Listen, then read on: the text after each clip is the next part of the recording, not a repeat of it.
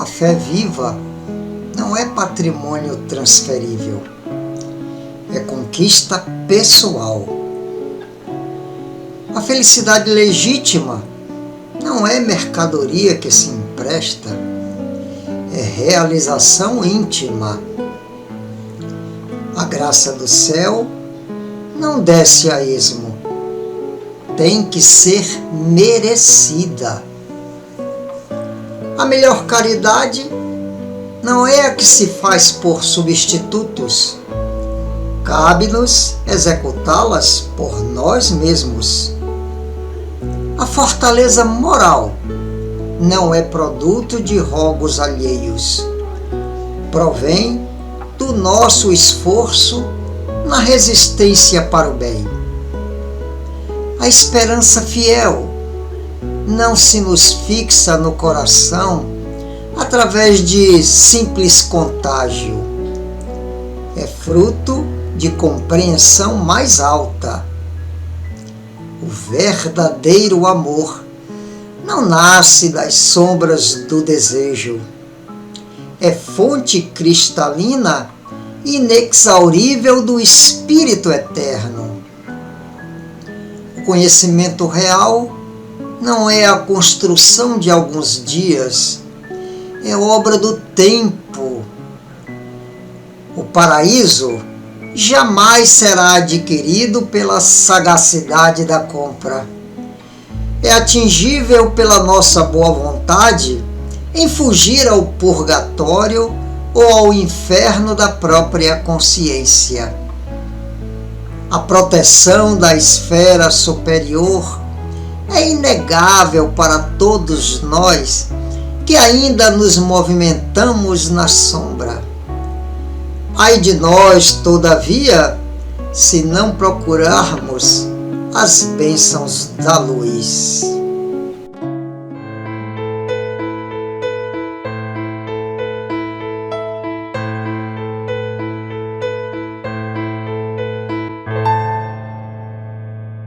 Meus irmãos, o meu nome é Arthur Marcos e venho aqui dar um recado, ao mesmo tempo uma confissão.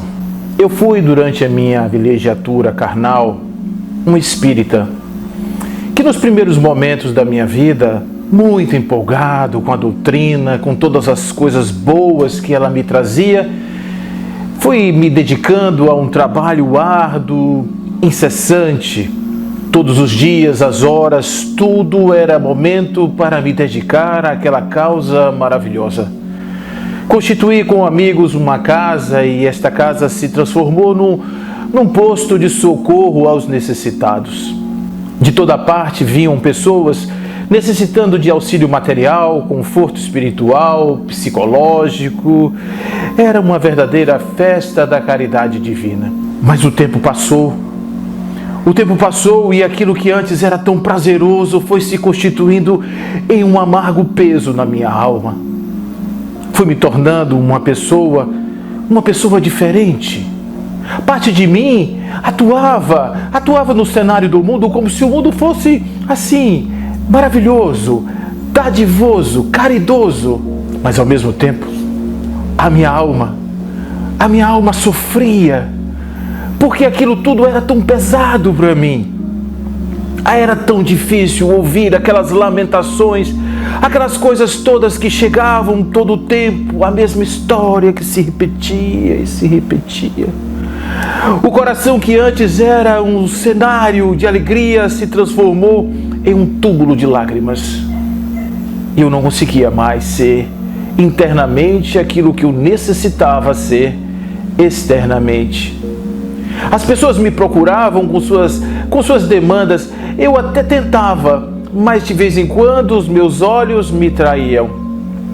As minhas palavras eram ásperas e terminavam perfurando o coração daqueles que estavam já tão necessitados de tudo. Foi aí que a desencarnação me colheu, me levou ao cenário da espiritualidade, libertou-me do casulo carnal. Nesse momento eu pude perceber o peso que eu carregava em minhas costas. As pessoas estavam ali, todas elas reunidas, fazendo homenagens a mim. mas eu não as merecia. Eu não as merecia porquanto eu sabia que no fundo da minha alma, aquelas palavras não diziam respeito à pessoa que eu verdadeiramente era. Era uma coisa muito triste. Porque, de certa forma, as pessoas falavam das minhas palavras, das risadas que eu dava, das minhas excentricidades. Mas não era eu. Era um personagem que eu vivi muito bem. As coisas iam se avolumando, os comentários, os elogios iam enchendo minha alma e eu ia me tornando o vaidoso que sempre fui. Cada vez mais, aquilo ia esquentando no meu coração o peso que eu carregava.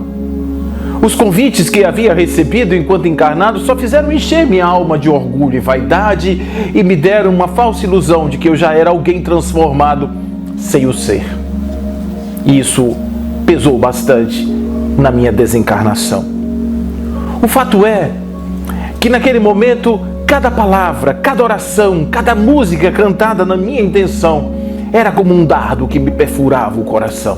O peito cheio de arrependimento e mágoa, fez-me compreender que o pior pesadelo de um espírito desencarnado é a consciência de culpa.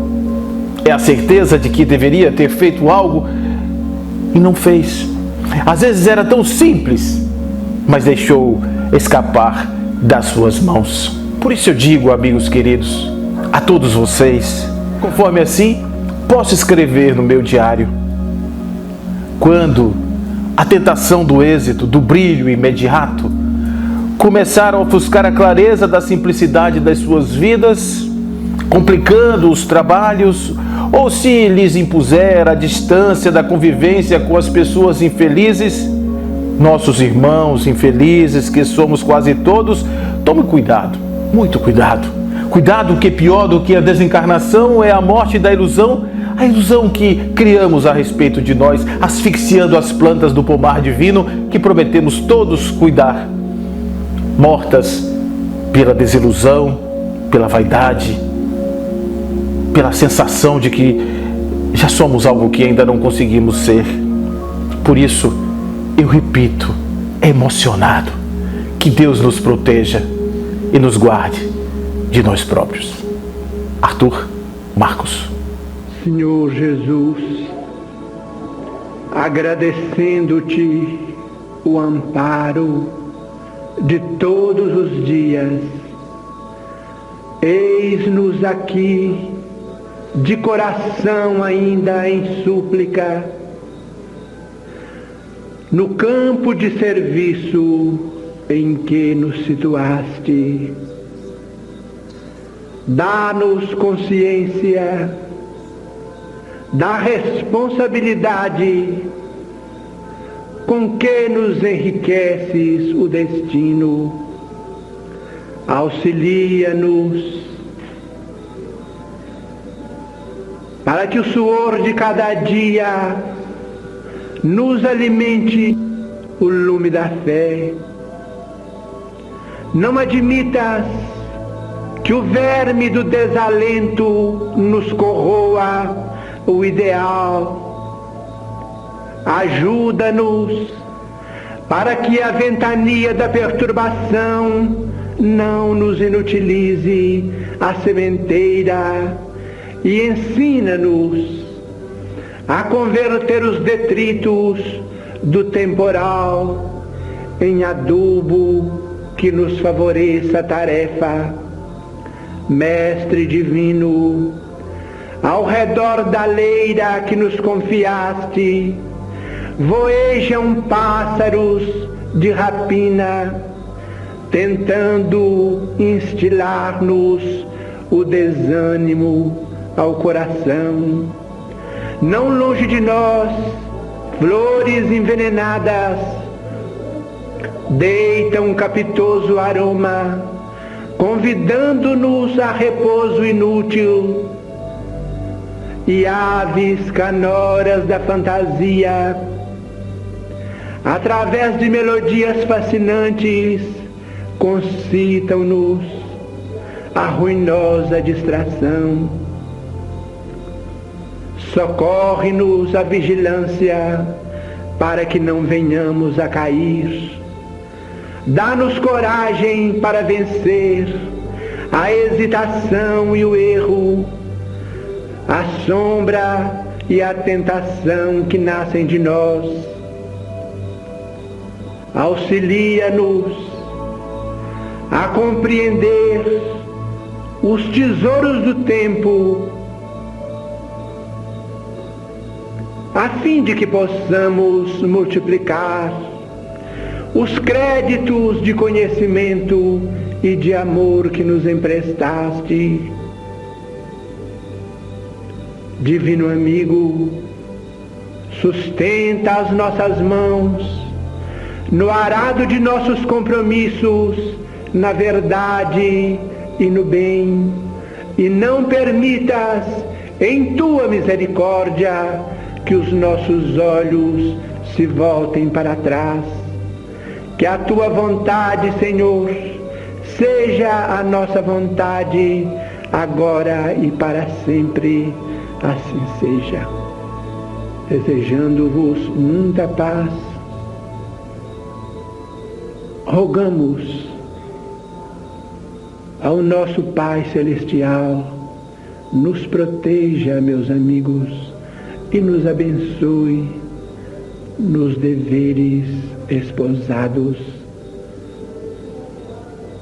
É a oração rogativa do vosso companheiro e servidor de sempre, Emmanuel.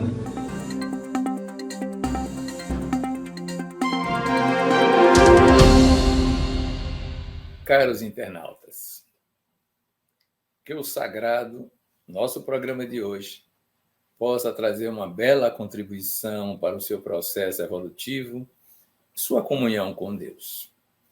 O nosso lendo e comentando deste dia, continuamos trazendo alguns aspectos da literatura de Ângel Aguarudo, no seu livro Os Grandes e Pequenos Problemas. Recordamos uma vez mais que ele é um espanhol radicado no Brasil por volta do início do século XX e que trouxe algumas contribuições ao pensamento, principalmente do sul do país.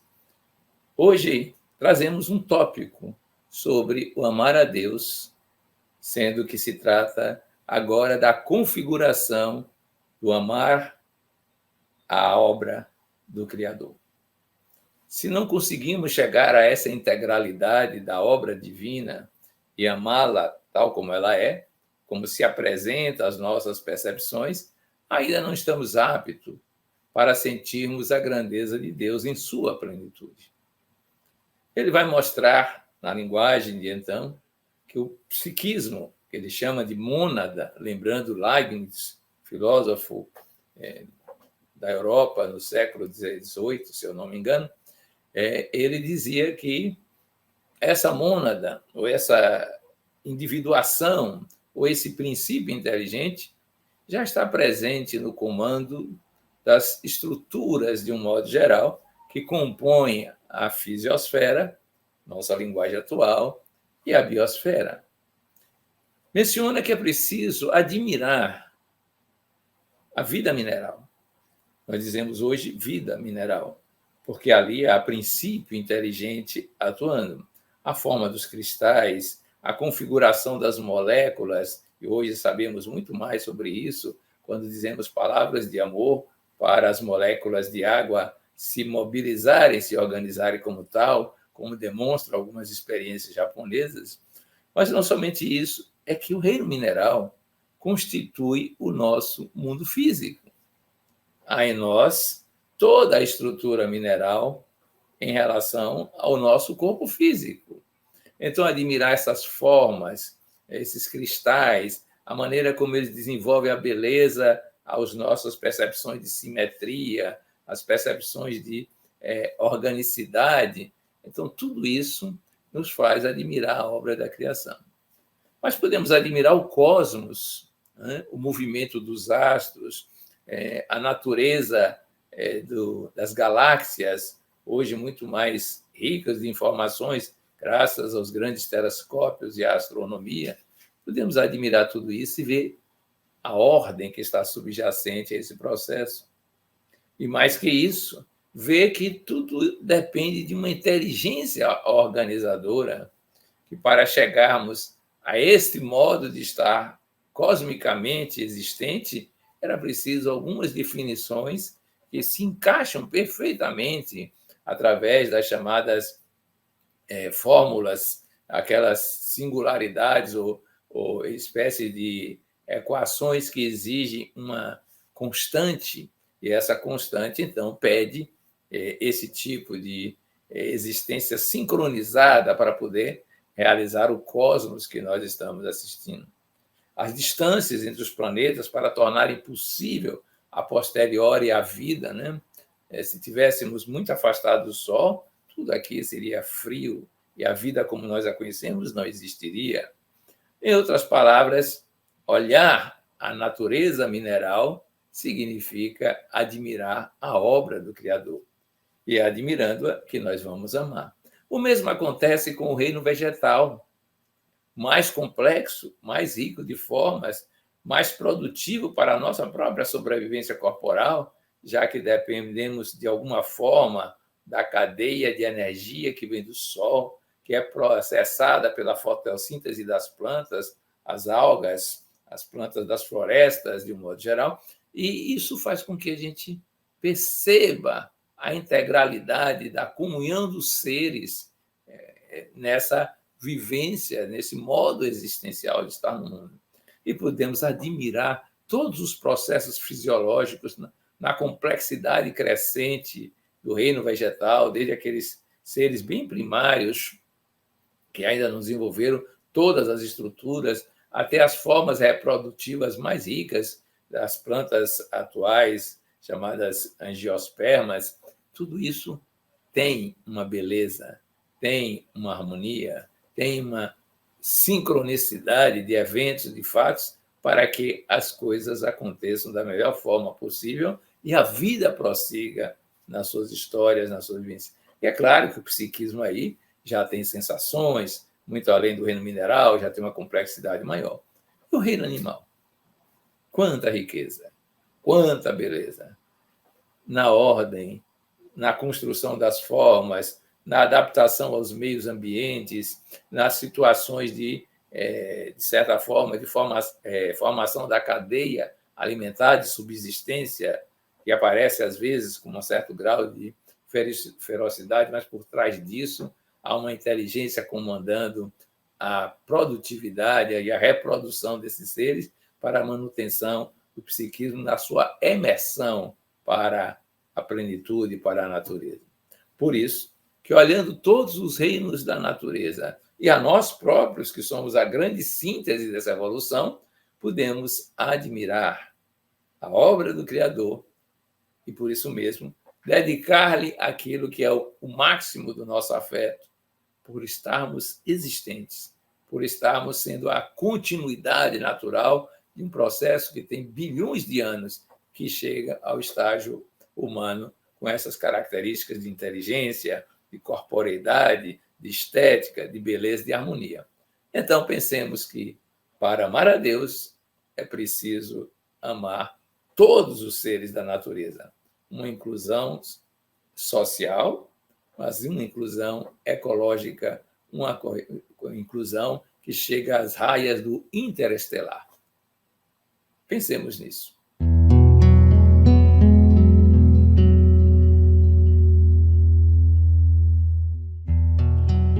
Um livro grandioso, dissemos, está aberto aos nossos olhos, e todo observador paciente pode ler nele a palavra do enigma, o segredo da vida eterna. Aí se vê que uma vontade dispôs a ordem majestosa em que se agitam todos os destinos, se movem todas as existências, palpitam todos os corações. Ó alma, aprende primeira a suprema lição que desce dos espaços sobre as frontes apreensivas. O sol está escondido no horizonte. Seus alvores de púrpura tingem ainda o céu. Luz serena indica que além um astro se velou aos nossos olhos. A noite estende acima de nossas cabeças seu zimbório constelado de estrelas.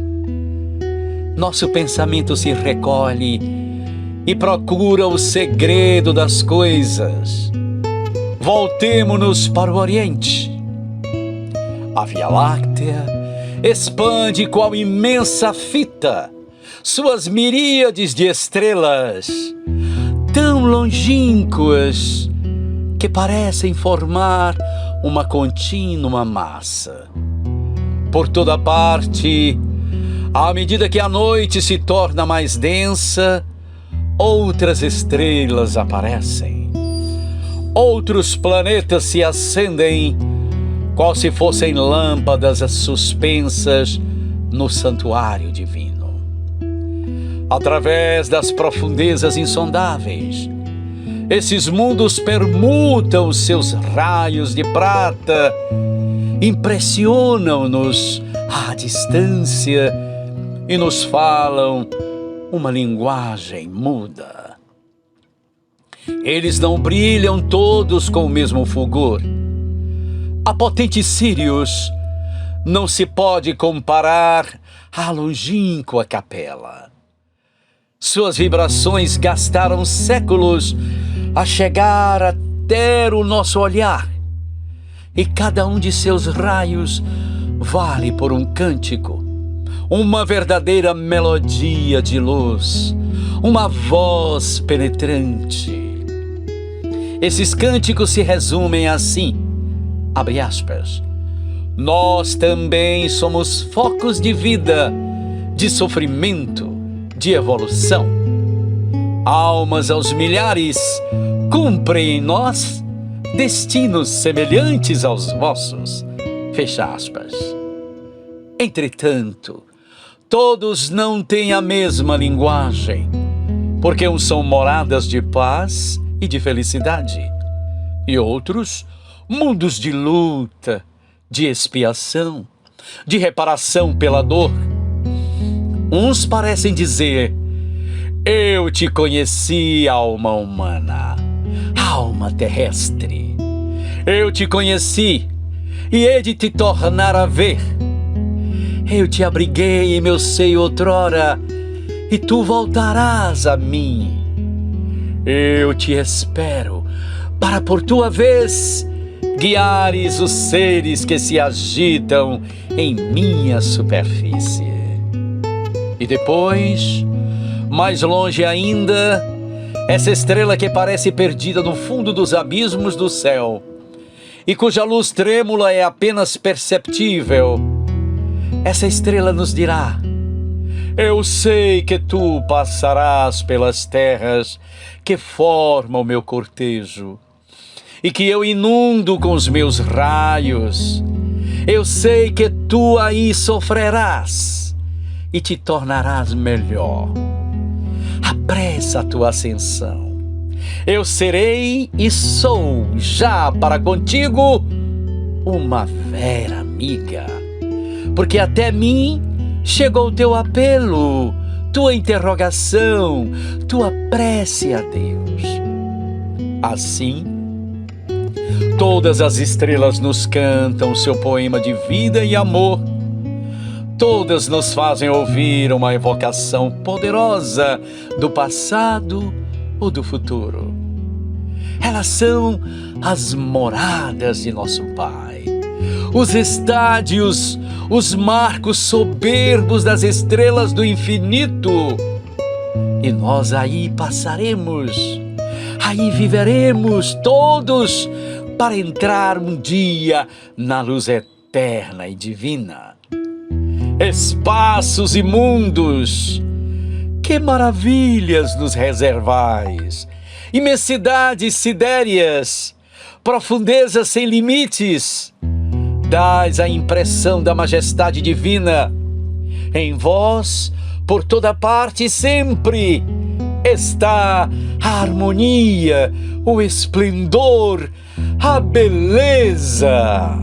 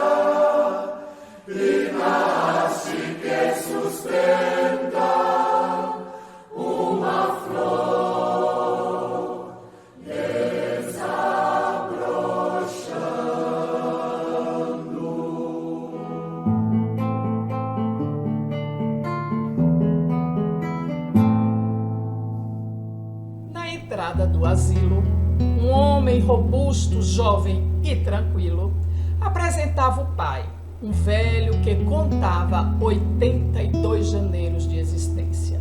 A funcionária atenta, que o ouvia, após sentá-lo num pequeno banco, falou à moça em tom seguro e franco. O velho já não sabe o que pensa ou o que diz. A gritar e a gemer de exigência em exigência, formou de minha casa um recanto infeliz. cujo clima de luta é fogo que me arrasa. Não quero ver meu filho crescendo com o avô inconveniente. Quero-lhe a internação, de modo permanente. Quanto custa a pensão? A moça respondeu indiferente. A pensão é de 4.000 cruzeiros, a serem pagos mensalmente. O senhor fez o cheque fazendo o pagamento da quantia e depois de informar que voltaria, foi-se ao pai fadigado explicando ao velhinho: meu pai, aqui é a nossa casa de descanso. Terás aqui mais sossego e carinho. Ao voltarmos da Europa, virei buscar-te imediatamente. O pranto deslizou sobre um rosto enrugado e o velho respondeu em voz trementemente: o que será, meu Deus? Que medonho empecilho estar aqui a sós sem te encontrar, meu filho. E como aguentarei a falta de meu neto? Não queria me afastar do meu teto. Peço por Deus, não te demores e vem logo me buscar. O filho respondeu quase asperamente: sem dúvida, meu pai, que podes me esperar, mas não faças alarme. Nada fará de mim um filho diferente. Creio que ao fim do mês que vem regressarei como convém.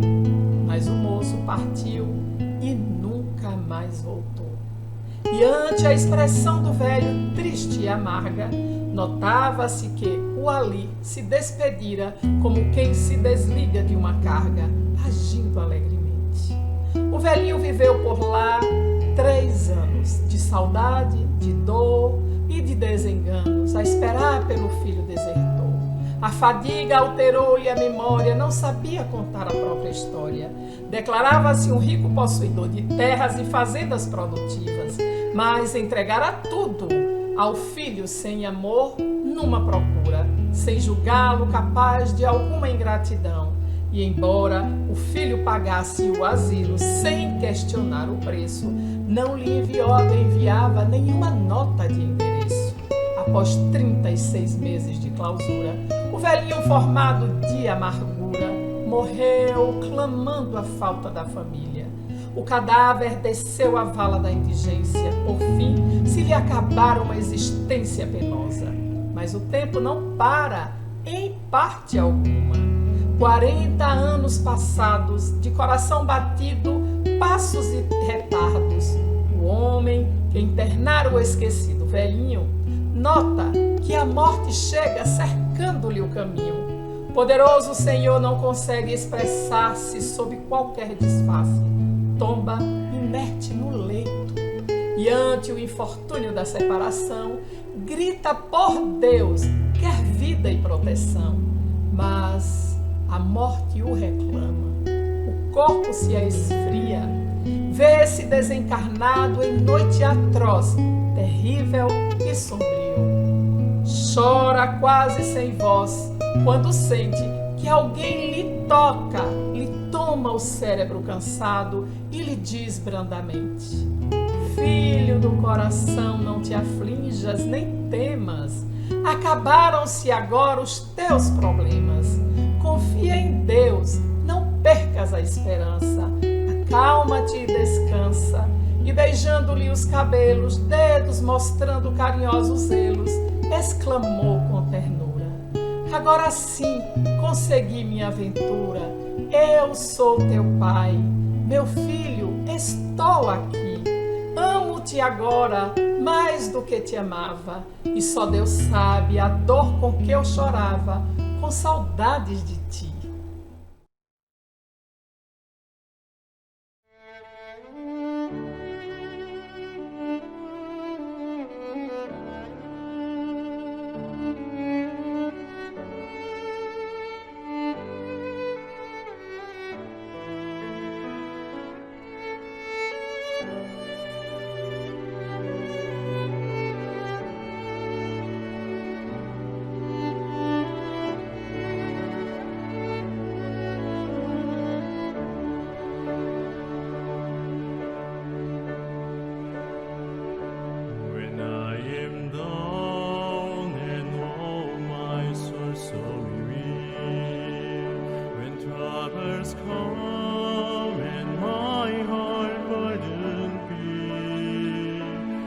when I am still and wait here in the silence until you come and sit a while with me. You raise me up so I can stand on mountains. You raise me up to walk on stormy seas. I am strong when I am on your shoulders. You raise me up to more than I can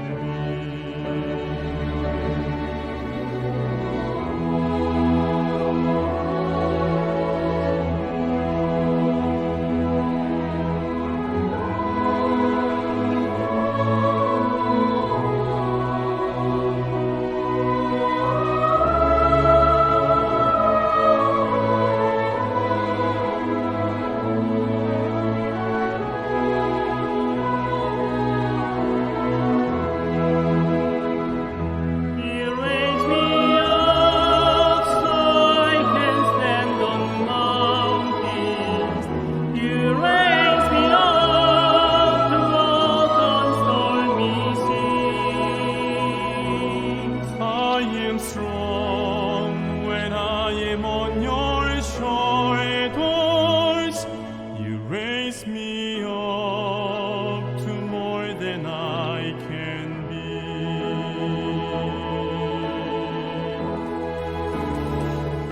You raise me up so I can stand on mountains. You raise me up to walk on stormy seas. I am strong when I am on your shoulders. You raise me up to more than I can be. You raise me up. You raise me up to walk on stormy seas. I am strong when I am on your shoulders. You raise me up to more than I can be.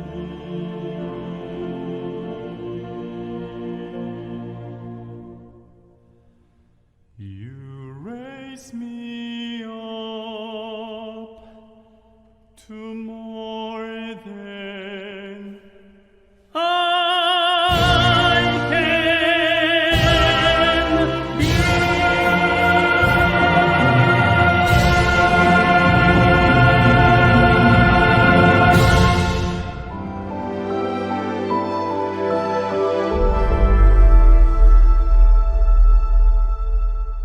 Às vezes me pergunto o que seria o dom de agradecer. Agradecer pela vida, pelo que recebemos, pelas dádivas de todos os dias, pelas infinitas possibilidades que temos de soerguimento, das coisas que nos acontecem diuturnamente, que são oportunidades de melhoria, de evolução. Como agradecer a isso tudo? Como agradecer a Deus e às potências imensas, aos espíritos abnegados que chegam e que trazem suas mensagens consoladoras todos os dias a mancheiar o nosso coração que se enche de júbilo ao recebê-las? Como agradecer? Me lembro aqui de uma passagem tão lindamente expressa por Amélia Rodrigues no livro A Luz do Mundo. Nesse livro, Luz do Mundo, Amélia Rodrigues vai falar sobre um episódio que acontece numa das passagens de Jesus. Jesus estava andando ali naquela região de Jerusalém, já havia passado por momentos lindos desde o início da sua jornada, quando transformou a água em vinho nas bodas de Caná.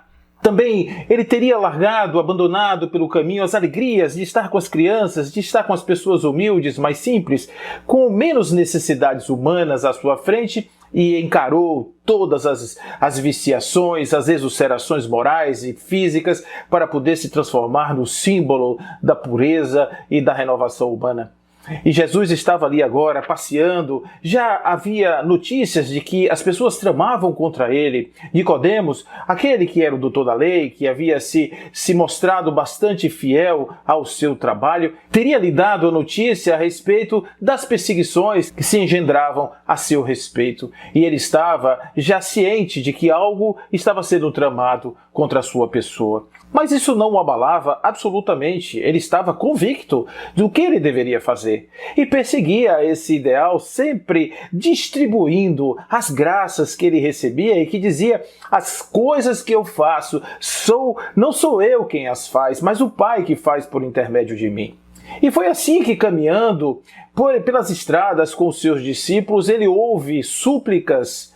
Ele ouve pessoas gritando o seu nome, Rabi, Rabi, e ele olha e vê um grupo de leprosos. Eram pessoas que estavam numa situação horrorosa. Esses homens as suas carnes dissolviam sob os ossos. Não havia mais vida, eles eram mortos-vivos, declarados inclusive assim. Porque eles eram obrigados quando caminhassem, eles teriam que gritar imundo, imundo, para que as pessoas soubessem que ali vinha um leproso.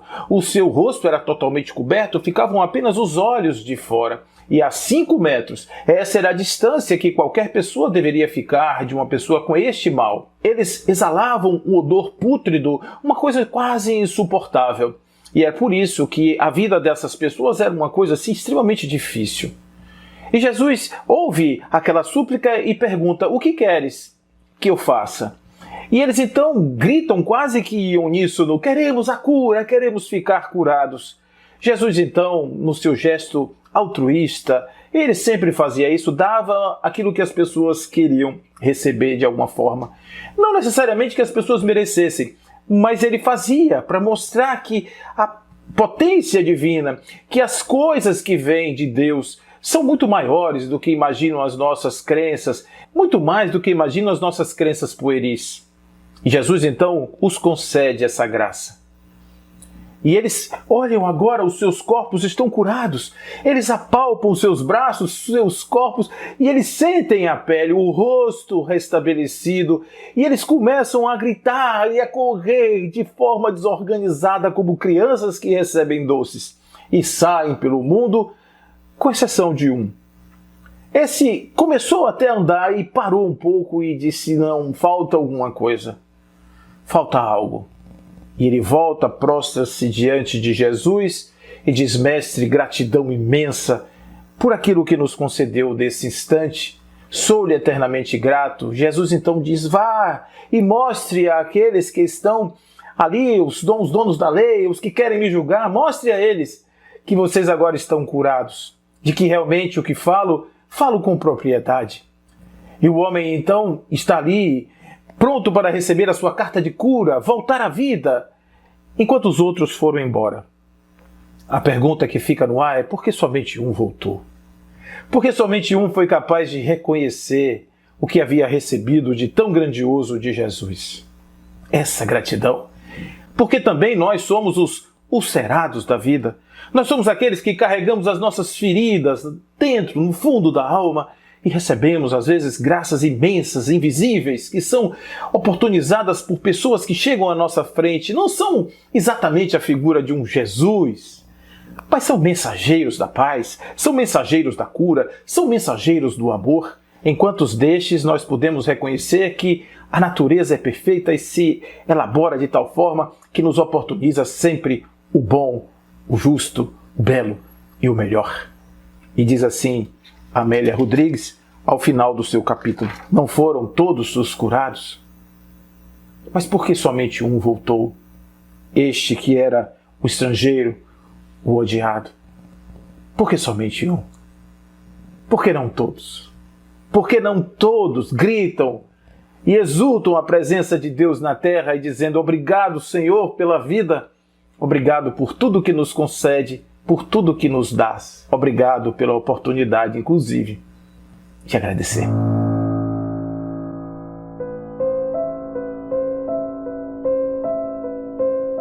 Agradeço, alma irmã, por tudo que me deste, o auxílio fraternal, generoso e sem preço, o teto, o lume, o prato, o reconforto, a veste, tudo isso agradeço.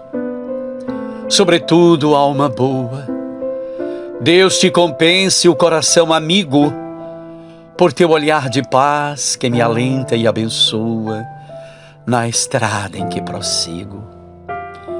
Viste-me em solidão, esperança caída sem ninguém. Deste-me apoio com teu braço, irmão, e ergui-me de alma nova para o bem.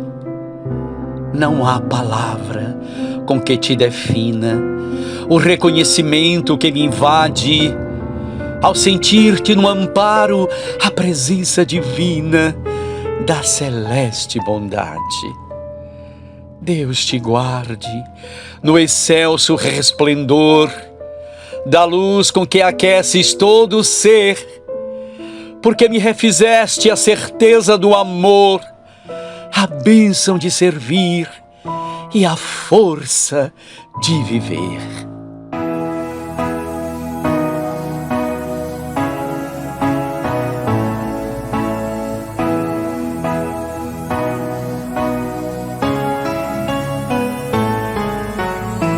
Obrigado, Senhor, pelo ar que nos dás, pelo pão que nos destes, pela roupa que nos veste, pela alegria. Obrigado, Senhor, pelo que possuímos e do que nos nutrimos, pela beleza da paisagem, por mais este dia. Pelas aves, pelas dádivas, pelos olhos que veem, pela terra, o céu e o mar, quantas belezas. Pelo horizonte iluminado, pelo sol que nos traz calor, pelo majestoso festival de cores da natureza. Obrigado, Senhor. Obrigado, Senhor. Obrigado pelo imenso amor. Obrigado, Senhor. Obrigado, Senhor. Obrigado pelo imenso amor.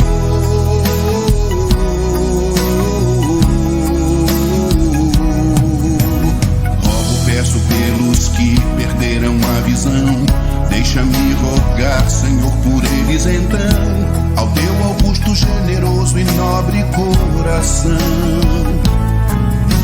Sei que depois dessa vida, muito além da morte, voltarão a ver com alegria e compreensão nova vida em santa dimensão.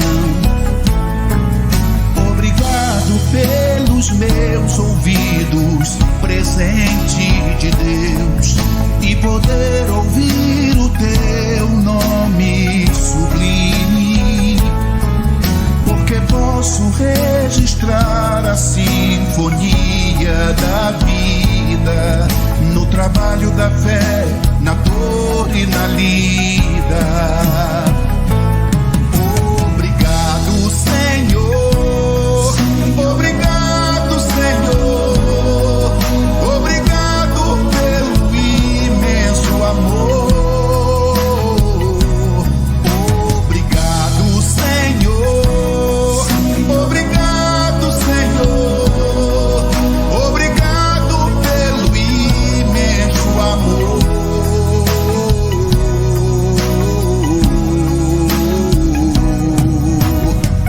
Obrigado, Senhor, por essas santas mãos que são as minhas mãos, alavancas de amor e trabalho, de progresso e redenção. Mãos que acenam, socorrem, expressam ternura e acarinham na dor. Mãos que acolhem em nome do teu nome, com ternura e amor. Rogo pelos amputados, aleijados em expiação, pelos crimes praticados noutra encarnação, por saber que em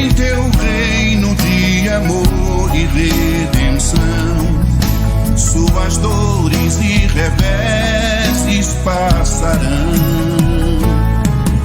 Obrigado, Senhor. Obrigado, Senhor. Obrigado pelo imenso amor. Obrigado, Senhor. Obrigado, Senhor. Obrigado pelo imenso amor. Obrigado, Senhor. Obrigado, Senhor. Obrigado pelo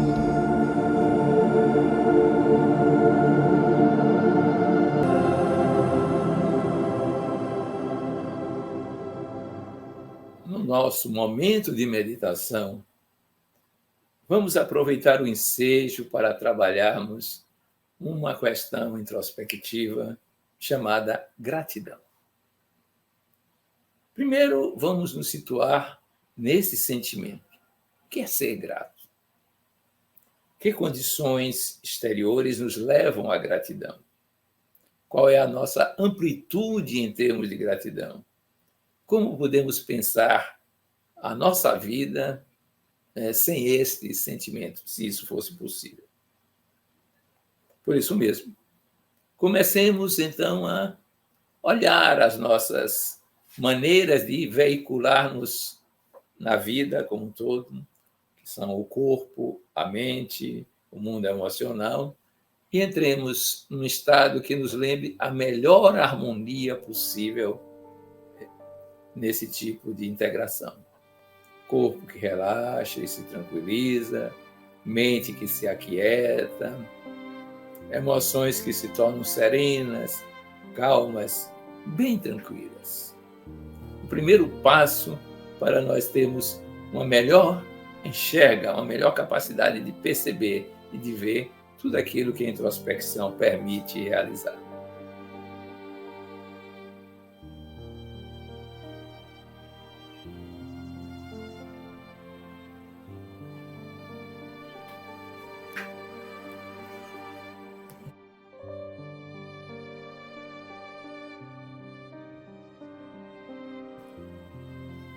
Agora que estamos aquietados, asserenados, relaxados, pensemos numa evocação.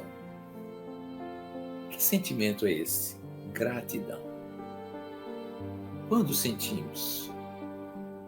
Quando ele foi intenso? O que estava envolvido? E nos deixemos embalar por esta percepção.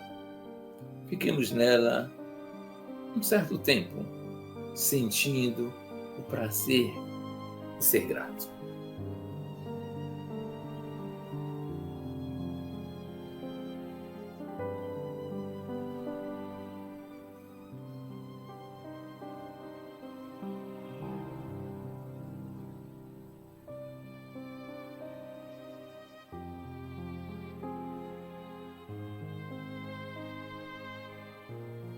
Agora examinemos, com esta evocação, já em fase de compreensão mais global, a que nós somos gratos? Qual é o motivo da expressão desse sentimento de gratidão? Para sabermos a sua abrangência e a sua maneira de aparecer na nossa consciência, dependente de algum evento externo, de algum estímulo, ou de uma recordação interior. A quem nós somos gratos? E assim estudaremos a nossa abrangência, o nosso modo de sentir, se é realmente inclusivo, em que tamanho ou em que extensão, se assim podemos dizer.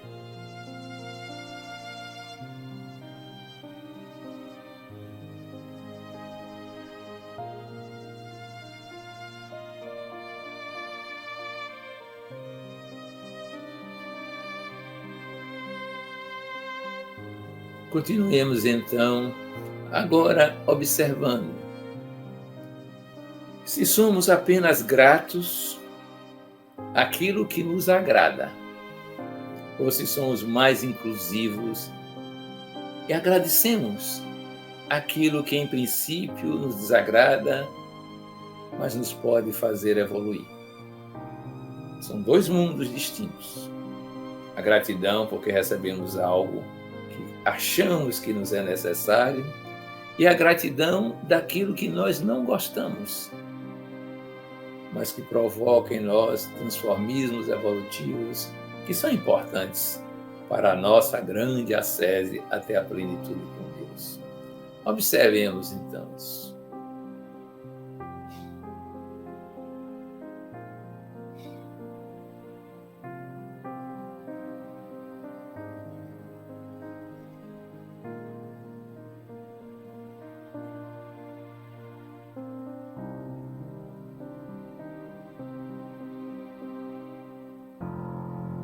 Agora aprofundemos a nossa percepção sobre aquilo que nos desagrada e tentemos ver nesta situação como podemos extrair alguma coisa de aprendizagem, de ensino, que signifique evoluir. E depois agradeçamos àqueles que de alguma forma, mesmo inconscientemente, mesmo sem ter esse objetivo, nos auxiliaram a mudar de nível evolutivo pela sua ação desagradável. E agradeçamos a eles, é claro.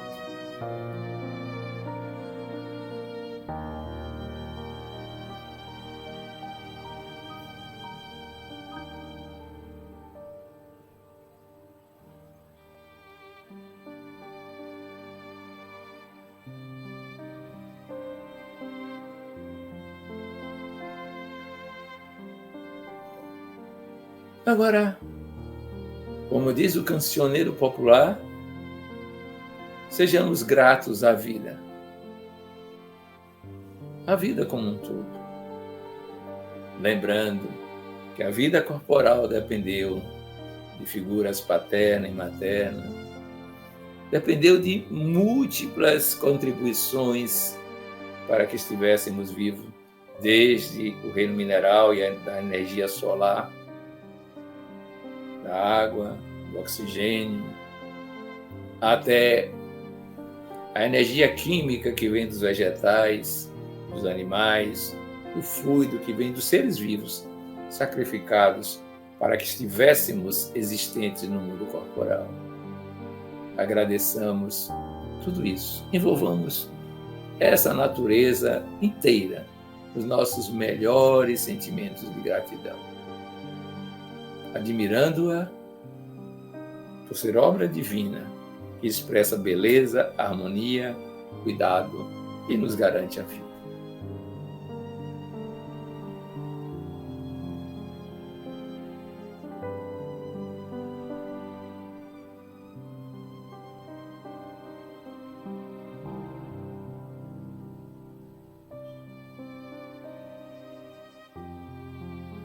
Também agradeçamos todas as figuras que, de alguma forma, marcaram a nossa vida. Como foi mencionado anteriormente, recordemos, em especial, aquelas figuras que aparentemente nos prejudicaram. E por isso mesmo se tornaram, de certa forma, mestres do nosso processo evolutivo. Olhemos com cuidado, tentando superar prováveis sentimentos que são barreiras e criando pontes com esse modo de existir.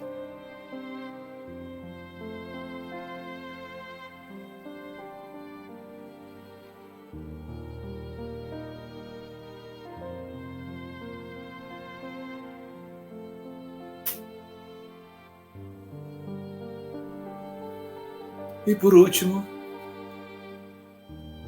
olhemos a obra na sua totalidade, divina, fantástica em matéria de integração, de sinergias. Admiremos, sentindo que fazemos parte dela. Com ela contribuímos e dela recebemos muito para o nosso existir.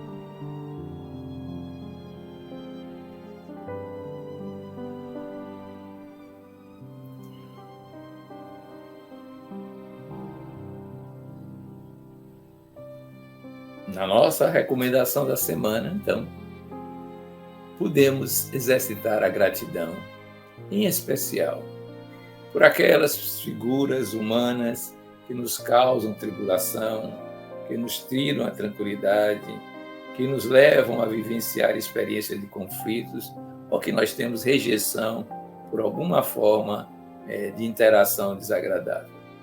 Sim, vamos descobrir nelas algum grau de sabedoria, advertindo-nos, sensibilizando-nos, promovendo em nós um estímulo que mexe com a nossa motivação de ascese, de comunhão com Deus. Gratidão, gratidão, gratidão. E boa semana para todos.